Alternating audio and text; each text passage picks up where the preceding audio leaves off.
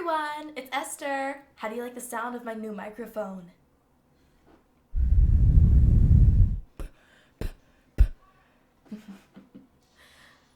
I know I'm cutting it close with the deadlines. I almost didn't make it.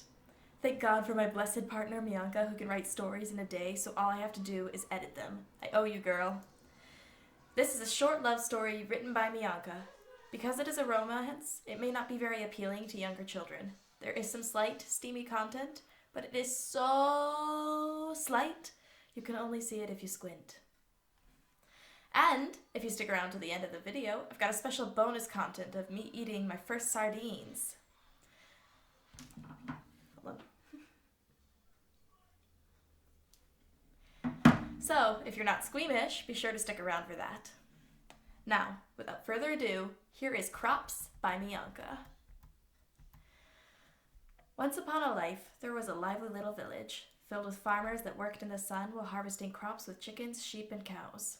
Collectors collected every beautiful little thing they can sell. And lastly, weavers. They buy wheat from the farmers, and with that, make baskets or buy wool and make clothes. Now, a young girl lived in that village. Her family was poor, but it didn't bother them, because inside they knew that they were the richest people on earth. They had food, water, warm beds, and clothes. Although it wasn't much, it was everything to them. They were happy. It was nighttime, and the young girl named Emma was helping her mother prepare the dinner table and peeling the potatoes while her mom cooked the meat. Emma took a deep breath, inhaling the scent of mashed potatoes with a hint of chicken spice. She grabbed a glass bowl and spooned it in there, chopped onion leaves, and sprinkled them over the mashed potatoes. Her mom got a big plate to put the meat on and also sprinkled onion leaves on it. Emma placed the plates and knives and forks on the table and took a few steps back. She smiled at the table. Not only was there good food on the table, but the plates looked exactly like they should be. Her dad opened the door and came in carrying a steel bucket. She looked at him and rushed toward him. "I'll take that, Dad. Go clean up while we finish the rest." She smiled brightly and spun around while now carrying the bucket of milk. "Thanks, sweetie." He turned slightly and walked out of the kitchen. She placed it on the old wooden table on the far side of the room and grabbed 3 glasses, pouring the thick, creamy milk into them. When she finished, she took the glasses and placed them gently on the table, one by each plate. "Knock, knock," she heard. "I'm coming," she replied. She spun around and walked to the door. She straightened her dress and took off her apron and hung it beside the door. She opened the door with a smile. "Hello!" Her face fell. Her light brown eyebrows pinched together. "Who's at the door, sweetheart?" her mother asked from the kitchen. Emma didn't answer. Instead, she glared at the person in front of her. Her mom then came in with a rag in her hand and looked at the figure standing at the door. She gasped. "Ethan?" She placed her hand over her mouth. "Oh my, how you've grown." She opened her arms and pulled him into a bear hug, and he hugged her back, and they both let each other go. He chuckled. "It's been a long time, Mrs. Robinson." "Oh, don't be so formal. Call me Mother." She moved out of the way so that Ethan and Emma could see each other. "Emma, you remember Ethan, don't you? Ethan, you remember Emma, right?"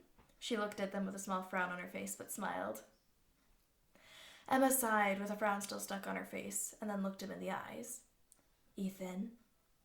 "Emma," he smiled. A bit of silence went by, and nobody moved. It was awkward. "Honey, who's at the door?" Emma heard her dad ask while stepping down the stairs. "Oh, honey, come. You won't believe who it is. Come quick." Mrs. Robinson hurried up to her husband with a chirp in her voice. They both came running down a minute later. "Ethan, what a surprise. How have you been?" While Mr. Robinson kept asking questions, he also pulled Ethan into a big, tight bro hug, which was amusing for Emma. She couldn't help but laugh at how Ethan struggled to breathe. She stepped closer and placed a hand on her father's shoulder.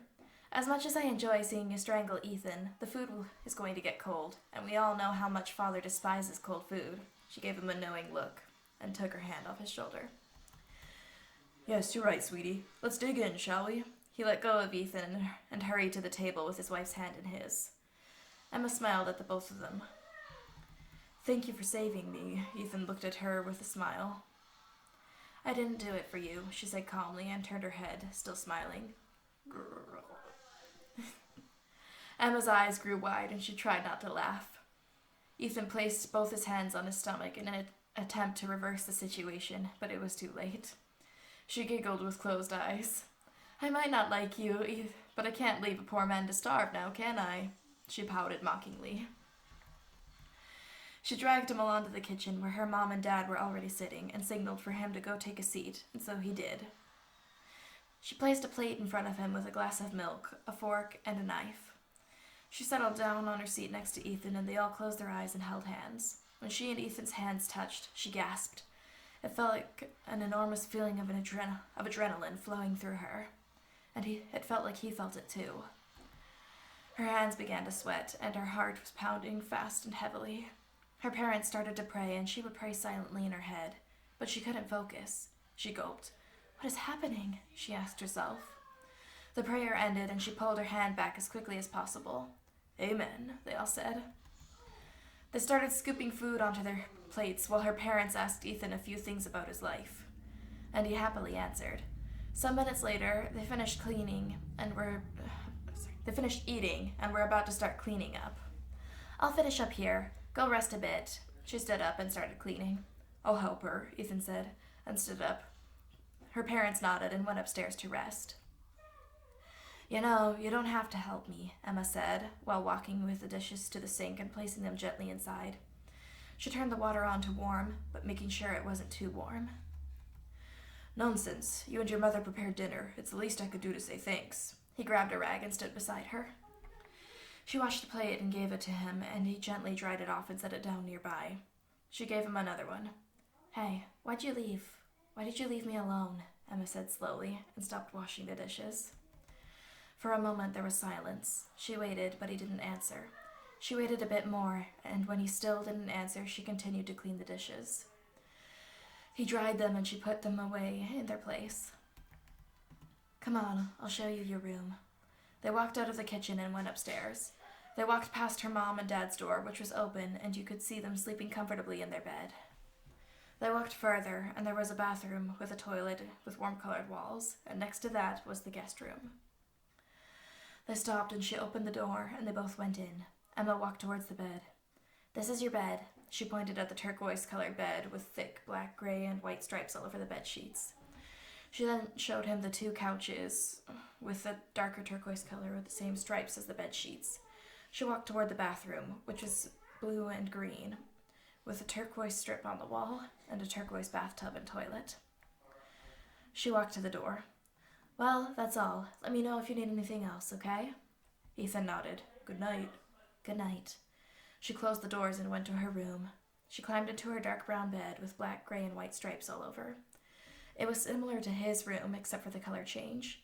She fell asleep comfortably. The next morning, Emma woke up early and put on a brown t-shirt with light denim pants. She went outside and got a few eggs from the chickens and washed them.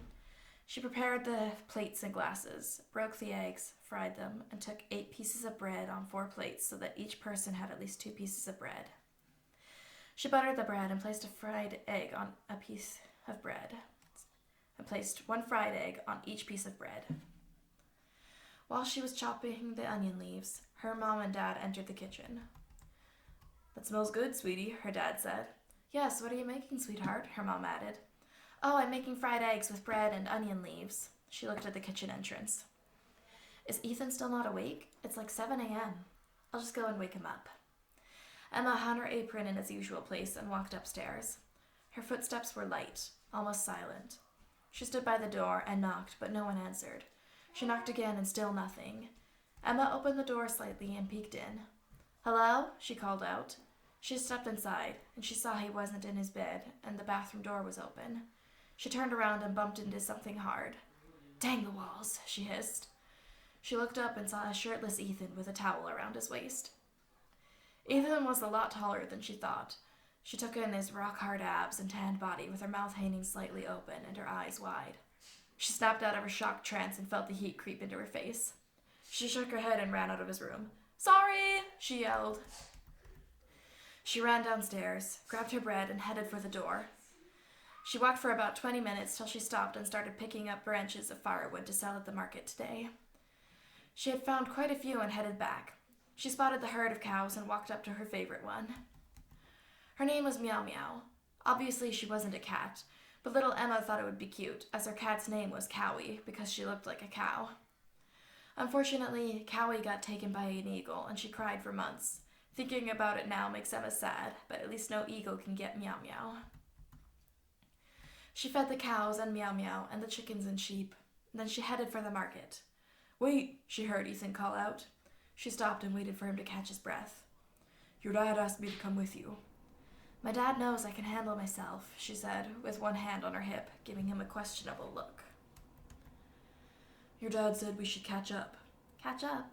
There's nothing to catch up on." She turned around and started to walk. "Come on, Emma, don't be like that. Please?" he said, and tried to follow her pace.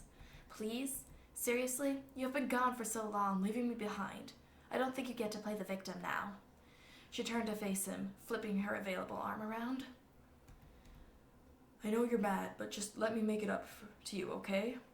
She looked at him with a frown, but sighed. "Fine, just don't expect me to forgive you." She turned around and started walking.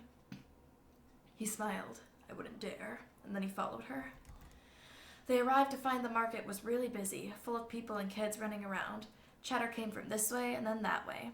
There were tables set up displaying things like boots, clothes, and anything important. It was all there. They placed their wares in an open little place, and she started waiting from 1 sale to 2 sales to 3. It was slow, but it was happening. Half a day went by, and she had sold only 40 branches of firewood. They went home, and she felt like he was trying as he was telling people about the wood they brought, and that it was good quality wood. But it didn't help much. But he tried, and that's what matters.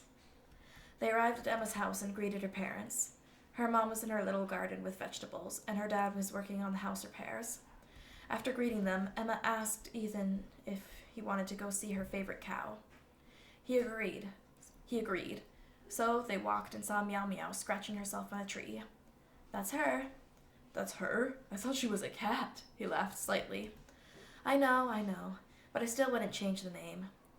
She plopped down on the ground with her feet crossed, and then he followed the suit. She smiled at the funny cows and then looked back at him. He smiled back. "I think I owe you an explanation," Ethan said with a small frown between his eyebrows. Emma nodded and turned so that they could be face to face. "Emma, I'm not making an excuse, but I was young back then and I had no free will. My mom decided it was time we move." He took a small branch and started peeling the bark off the ends. Emma watched his fingers. He was shaking. I pleaded with my mom to let me stay, but she said she didn't want me to ruin my life here. I'll spare you the details, but in the end, I was forced to go." He said the last sentence with a shaky voice. He cleared his throat and continued in a deeper voice. "And I'm sorry."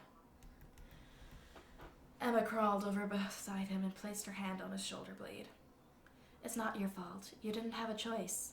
All that matters is you are here now, and we wouldn't want to have it any other way." They smiled at each other. "Come on, it's time for dinner." They got up and went home. "I forgive you, Ethan." The end. And that was Crops by my blessed partner, Mianka. Be sure to support her at quoteof.com/lovestory101.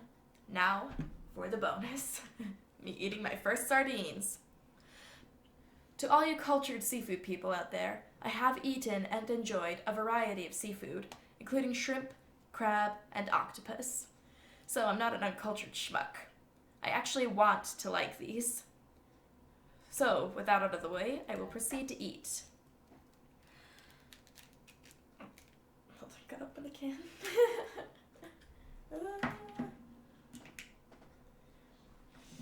Ooh, that smells.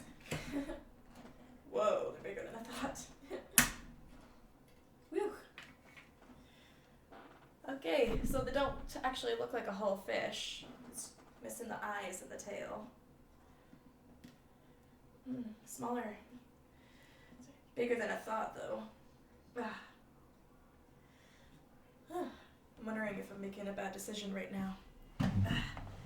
Okay, so, that's what it looks like. I think I got it on my laptop.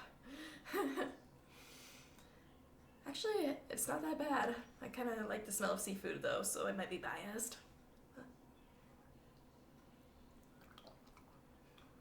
Hmm. Hmm. Actually, I don't even notice the bones. Hmm. Kind of tastes like salmon, actually. Hmm. I should have brought a napkin.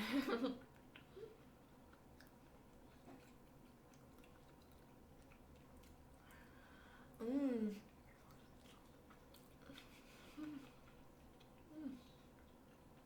Mmm.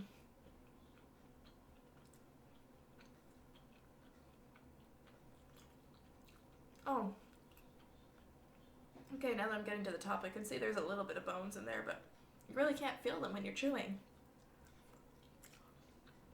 Mmm. That was good. Mmm. Mm. Well, that was anticlimactic. Maybe a little bit gross. Mmm. So, make sure to leave a comment and like and subscribe if you haven't already. We will see you next Saturday with a new story. It's my birthday tomorrow, so maybe I'll write something special for that. Bye!